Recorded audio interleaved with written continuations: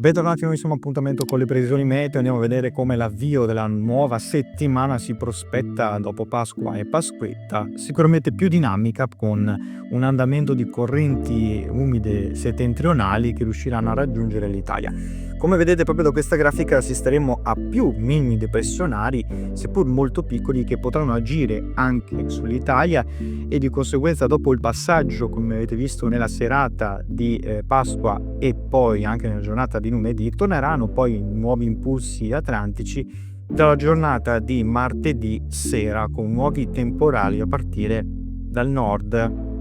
fino a raggiungere poi, causa un minimo depressionario come vedete sulla Gibilterra, temporali sparsi soprattutto sull'Europa centrale, anche comunque sui Balcani e in parte anche sull'Appennino, quello centrale, vi ricordo, specie quello tosco-emiliano, e poi nella serata possibili anche sul Triveneto. La giornata di mercoledì assisteremo alla discesa di questa forte perturbazione sulla Francia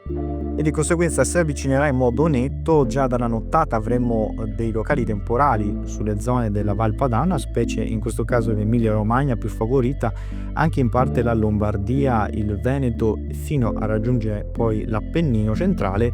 Come vedete, forti temporali nella giornata di mercoledì li avremo su gran parte della penisola, eccetto però sulla Sardegna e sulla Sicilia, specie quella occidentale. Come vedete, le aree più colpite saranno queste, soprattutto come vedete l'Emilia Romagna, la Toscana, la Lombardia, in parte anche sul Triveneto si staremo a temporali sparsi, mentre come vedete anche sull'Appennino centrale avremo delle precipitazioni più insistenti, fino ad arrivare anche sulla Puglia, sulla Basilicata, insomma anche sul Molise assisteremo a queste precipitazioni, in parte anche sul Catanese. Il volgere più instabile gira la giornata di giovedì, che è prevista la più instabile e perturbata, con sempre il passaggio di nuovi impulsi temporaleschi che andranno a formarsi dalle zone montane dalla tarda mattinata e si estenderanno poi sul resto della Val Padana, specie quella del nord-est, e poi su tutto il comparto adriatico, fino a interessare le zone pianeggianti, soprattutto vi dicevo del comparto adriatico sull'Alta Toscana, vi ricordo,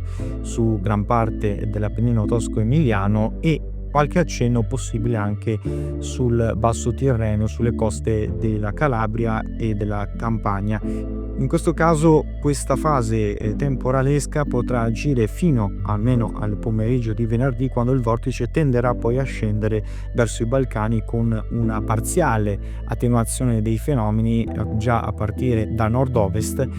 in estensione poi per una temporanea pausa dai fenomeni. Infatti, come vedete, la tendenza tra il 25 e il 28 mostra ancora segnali instabili per nuovi impulsi atlantici che giungeranno a partire da ovest verso est e sembrano più colpire in questo caso il centro e il sud Italia, non il nord stavolta. Una fase ancora ovviamente delicata e in fase quindi di analisi. Vi darò ulteriori aggiornamenti nel corso dei prossimi giorni. Ancora buone feste!